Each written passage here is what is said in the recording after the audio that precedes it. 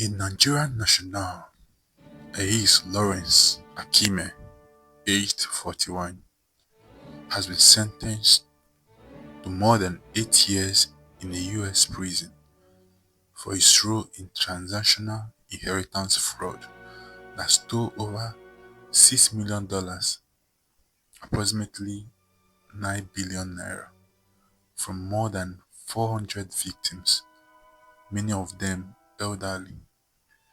Before I continue with his story, let me take you back to the one who was said to be the father of all scammers, or Yahoo boys as it is popularly known in Nigeria, whom the world thought Nigerians following his steps would have learnt from his mistake and retraced their steps. It is no other person but Hushpuppy. Once upon a time in Nigeria, a young man named Ramon Abbas became one of the most talked about people on the internet. People knew him by another name, Hushpuppy. On Instagram, he lived like a king. He wore the most expensive clothes, drove the fastest and fanciest cars, and stayed in the richest hotels in the world. His photos showed private jets, diamond watches, and shoes that cost more than a house. Millions of followers watched him every day, wondering how he got so rich. But behind the smiles and designers' clothes, Hushpuppy was hiding a very dangerous secret. This is the story of how he rose to fame, the shocking crimes he committed, and where he is now. Ramon Abbas was born in October 11, 1982 in Lagos, Nigeria. His family was not rich. His father drove a taxi and his mother sold clothes in the market to make money. Life was hard. Sometimes they struggled to buy food or pay fees. As a teenager, he started selling second-hand clothes, known locally as okerika, to make ends meet. This small business allowed him to save money and eventually moved into the world of fashion. He opened boutiques selling sneakers and clothing and slowly built a reputation in his community. However, behind this entrepreneurial spirit lay a darker path. As a teenager, Ramon started hanging out around boys who knew how to make fast money. Some of them were into internet fraud, also called Yahoo Yahoo in Nigeria. These scammers send fake emails, create false websites, and trick people into sending them money. At first, Ramon only watched, but the fast cash and fancy lifestyle pulled him in. Soon he began to learn the tricks. He discovered how to pretend to be someone else online and how to steal from the people far away without ever meeting them. Slowly, the small scam turned into bigger ones. Ramon chose a name for himself, Hushpuppy. It sounded cool and mysterious, as the word hush meant quiet, like someone keeping secrets. He moved to Malaysia, then later to Dubai in the United Arab Emirates. Dubai was a city of gold, with tall buildings and rich people everywhere. There, Hushpuppy began posting pictures of his luxury lifestyles on Instagram. He wore Gucci jackets, Louis Vuitton shoes, and Rolex watches. He posed with private jets and drank expensive champagnes. Millions of young people followed him.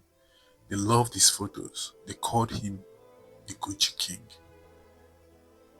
But no one really knew how he made his money. When people asked, he said he was a businessman. Behind the fancy lifestyle was a dark business. Hushpuppy was not selling clothes or running a company. He was the leader of a global fraud network.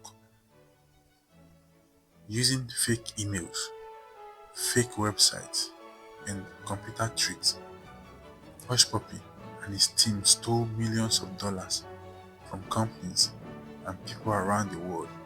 They targeted big businesses, rich people, and even banks and government agencies. Sometimes they pretended to be company bosses and asked workers to send money to fake bank accounts. In one scam, they tried to steal over 100 million from an English football club. In another, they tricked a law firm in the United States to send them $40 million. The FBI later said Hushpuppy and his gang stole over $24 million in a single operation. Every time he made money, he showed it off on Instagram with fancy cars, gold chains, private jets. But each post made the police more interested in him. If you are enjoying this video, give it a thumbs up. It really helps the channel grow. And if you haven't already subscribed, please subscribe and hit the notification bell so you don't miss the next video. And also share with someone who would love it too. Thank you. As Hushpuppy's fame grew, law enforcement agencies around the world began to watch him closely. The FBI in America, the Interpol, Dubai police were secretly tracking his moves. They followed his Instagram posts and matched them with stolen money transfers.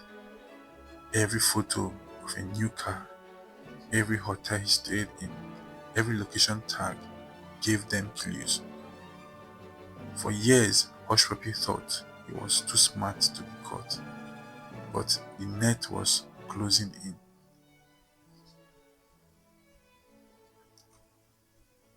On a quiet night in June 2020, Hushpuppy was asleep in his luxury apartment. Suddenly, there was a loud bang. The door flew open. Armed Dubai police officers stormed in. "Hands up," they shouted. Cameras followed them as they searched the rooms. They found $40 million in cash, 13 luxury cars, and a list of nearly 2 million victims around the world. The operation was called Force Hunt 2. The video of his arrest shocked the world. Hushpuppy was flown to the United States to face trials. In America, Hushpuppy stood before a judge in a federal court in Los Angeles. The evidence was overwhelming. The FBI showed emails, bank records, and chat messages linking him to many fraud cases. At first, Hushpuppy said he was innocent, but after months of investigation, he changed his mind. In 2021, he pleaded guilty to the money laundering and cyber fraud. He admitted to stealing millions of dollars. In November 2022, the judge gave his final decision. Hushpuppy was sentenced to 11 years in a US federal prison and ordered to pay $1.7 million to his victims. The man who once lived in palaces would now live behind bars wearing a simple prison uniform. His Instagram account went silent. The Gucci King was no more. Today, Hushpuppy is serving his sentence in a federal prison in California, United States. The story of Hushpuppy is like a movie full of glamour, danger, and sudden fall. He wanted to escape poverty and become rich. He achieved his fame and wealth, but he chose the wrong path. At first, it looked like everything was going well, but in the end, crime caught up with him. His story supposed to teach young people that easy money comes with heavy consequences. No matter how smart a criminal thinks he is, the law is always smarter. This is what the world would have thought that many Nigerians following this path would have learned. But this is not the case, as a Nigerian, Ehis Lawrence Akhimie, has now been sentenced to more than 8 years in the US prison for similar offense for which Hushpuppy had been in prison a few years ago. Now, this is the story of Ehis Lawrence Akhimie.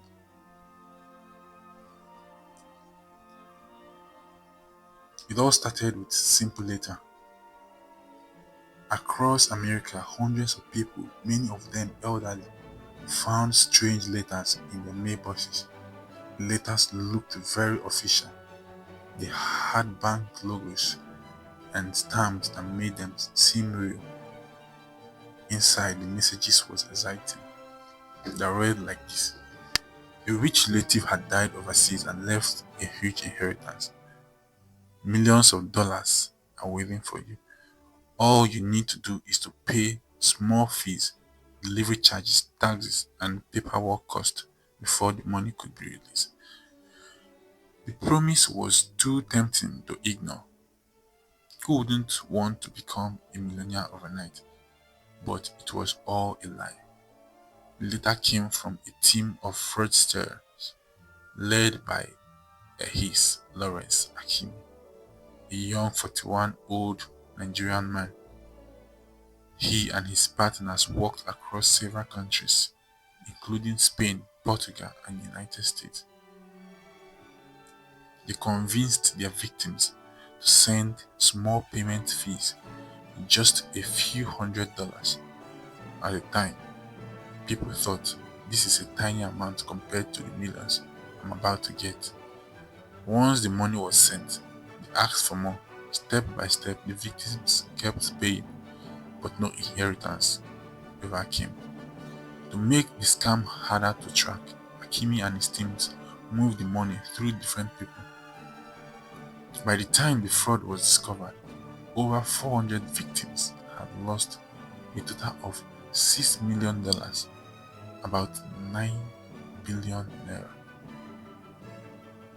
Ehis Lawrence Akhimie didn't look dangerous to outsiders. He seemed like a regular man chasing the American dream. But behind closed doors, he was planning a massive crime. He worked with a secret network of people in different countries. Together they sent fake letters, collected payments, and moved stolen monies around so it would be hard for the police to follow. Most of the victims were elderly. They trusted the letters and believed they were about to receive money from a dead relative. Many gave away their savings. Some even sold their jewelry or emptied retirement accounts. They lost not just money, but their dignity and peace of mind. For a while, the plan worked, but law enforcement was watching. The US Department of Justice, along with Europol, an authority in the United Kingdom, Spain, and Portugal, worked together to follow the trail of money. They checked emails, tracked bank transfers, and interviewed victims. Slowly, the piece of puzzle came together. The investigators discovered the group behind the fake letters and followed the trail back to Akhimie. On September 11th, in Florida courtroom, the case finally came to an end. Akhimie pleaded guilty to conspiracy charges. Judge Roy K. Hartman sentenced him to 97 months in the US prison. That is more than 8 years behind bars. Akhimie was not the only one punished.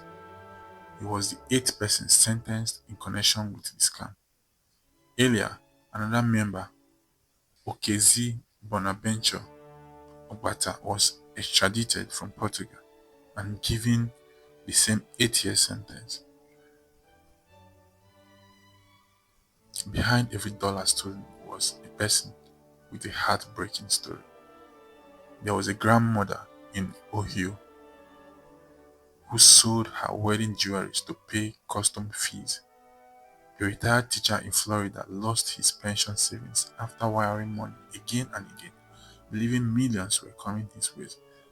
None of these victims ever received a single cent of the promised inheritance. Many were too embarrassed to tell their families. They felt ashamed that they had been tricked. This case is more than a story about one criminal. It is a warning for everyone. Scammers today use letters, emails, phone calls, and even social media to trick people. They know how to sound official and make offers that feel impossible to turn down. Experts remind people of a simple rule: no real inheritance or prize ever asks you to pay money first. If someone claims you must pay a fee before receiving money, it is almost always a scam. Now, Ehis Lawrence Akhimie will spend the next 8 years in a US prison. His dreams of easy money is over. But for his victims, the pains remains. They lost savings, trust, and confidence. Some may never fully recover from the betrayal. Authorities continue to warn people to stay alert. The next scam might come as a letter, an email, or even a phone call. It might look real, it might sound real, but if it promises millions in exchange for a small payment, it is nothing but a trap.